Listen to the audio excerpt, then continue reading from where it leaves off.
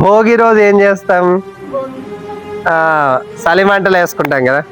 అంటే ఇంట్లో పనికిరాని విషయాలన్నీ ఏం చేస్తాము, పనికిరాని వస్తువులన్నీ తీసుకొని మంటలో కలిచేస్తాం. అట్లా మన మైండ్లో ఉండే పనికిరాని విషయాలన్నీ వదిలేయాలా, కాల్చి బూడిద చేయాలా, ఈ రోజు నుంచి మంచి అలవాట్లు నేర్చుకోవాలా అని ఒక కొత్త రోజు ఈరోజు స్టార్ట్ చేద్దాం అనుకుంటాం కదా. అట్లా మనకు అవసరం లేని వస్తువులు ఏమి అని తీసేసి అవసరమైన వాళ్ళకి ఇచ్చేసి, మనకు అనవసరమైన విషయాలన్నీ తీసేసి, ఇప్పుడు మనం శిల్పం అంటాం కదా, ఒక విగ్రహం రాతిని ఎలా చెక్తాడు, దాన్ని చెక్కినప్పుడు ఆయన ఏమంటారు తెలుసా? ఒక శిల్పి దగ్గరికి పోయి మీరు ఇంత అందమైన విగ్రహాన్ని చెక్కినారు కదా, ఎట్లా చెక్కినారు అని అడిగినారు అనుకో, నేను ఏం చేయలేదు, ఆ శిల్పానికి ఆ ఆకారానికి ఏది అవసరం లేదో అవి తీసేసినాను, అదే ఆకారం అయింది అంటాడు.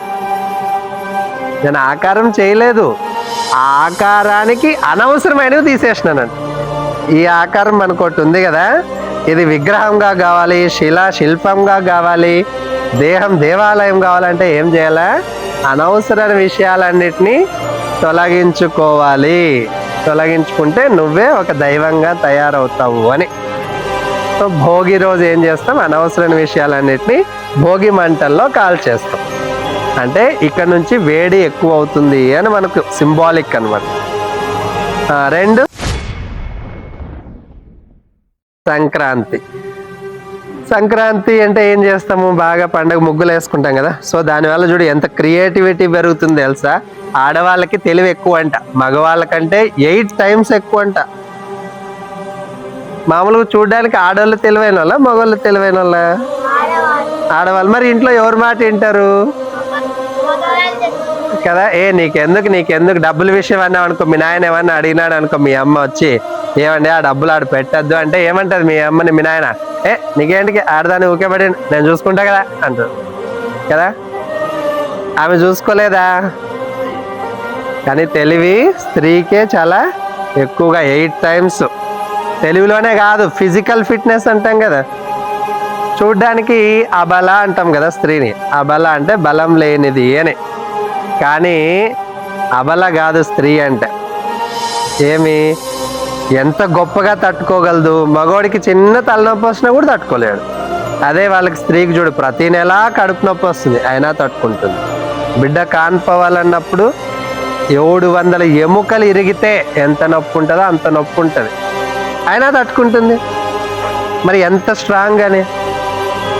అంత గొప్ప. ఫిజికల్లీగా ఆడవాళ్ళు స్ట్రాంగ్, మెంటల్లీగా ఆడవాళ్ళు స్ట్రాంగ్. సో వాళ్ళ క్రియేటివిటీ కూడా చాలా ఎక్కువ. ముగ్గులు ఏం తెలుసు, ఒక రోజు వేసిన ముగ్గు ఇంకో రోజు వేరు చూసినారా. అంటే మళ్ళీ చూడు ఎంత పైన సుక్కల్ని కలపలేక ఆ సుక్కల్ని కింద పెట్టి కలుపుతున్నారు. మనం వేసాక అవుతుందా? ఒక రోజు వేసేది కాకుండా పైన ఎట్లా కలపలేం కదా. అంటే ఏం దాని అర్థం? అసంభవమైన దాన్ని కూడా సంభవం చేయగలిగినటువంటి వాళ్ళు అని అర్థం. పూజించేది ఉంటుంది మనకు. ఎందుకు ఉండాలా? ఎద్దులు ఏటి నుంచి వస్తాయి? ఆవు నుంచే వస్తుంది. కాబట్టి గోమాత అని. భూమి ఇప్పుడు అంత కలుషితం అయిపోతుంది. మీకు ఒక సినిమా వచ్చింది రీసెంట్గా, దాని పేరు ఐలాన్ అని, టీవీలో వచ్చింది చూసినారా? ఐలాన్ అంటే ఒక ఏలియన్ వస్తుంది అనమాట పైన నుంచి. ఎందుకు ఏలియన్ వస్తుంది అంటే భూమిని మనమే నాశనం చేసుకుంటున్నామంట. ఎందుకు నాశనం చేసుకుంటాం? భూమికి బాగా బొక్కేసి బోర్లు వేసి నీళ్లు తీస్తున్నాం కదా, అట్లా పెట్రోల్ కావాలా, గ్యాస్ కావాలా అని, నియో గ్యాస్ కావాలని ఇంకా కోర్ లోపలికి రంధ్రం వేస్తున్నాం. దానివల్ల విషవాయువులు బయటకు వస్తాయి. అందువల్ల భూమి నాశనం అయిపోతుందని వేరే గ్రహంలో ఉండేవాడు ఒకడు వచ్చి కాపాడదామని వస్తాడు.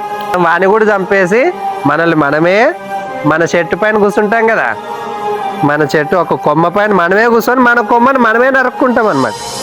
ఏమవుతుంది అట్లా నరుక్కుంటే? మనమే కింద పడతాం. మరి ఇప్పుడు అదే జరుగుతుంది అని బాగా ప్లాస్టిక్ వాడతాము, కాలువలో పడేస్తాము. అన్ని ప్లేట్లు, భూమి కాలుష్యము, వాయు కాలుష్యము, జల కాలుష్యము, అంటే అంత పొల్యూట్ అయిపోయింది అనమాట. ఫుడ్ మనం తింటాం కదా, గోబీలు ఇవన్నీ. సో కాబట్టి పర్యావరణాన్ని బాగా ఉంచుకోవాలి, పాడి పంటల్ని బాగా ఉంచుకోవాలి అని చెప్పి కనుమ అని పశువులకు పండుగ చేస్తాం.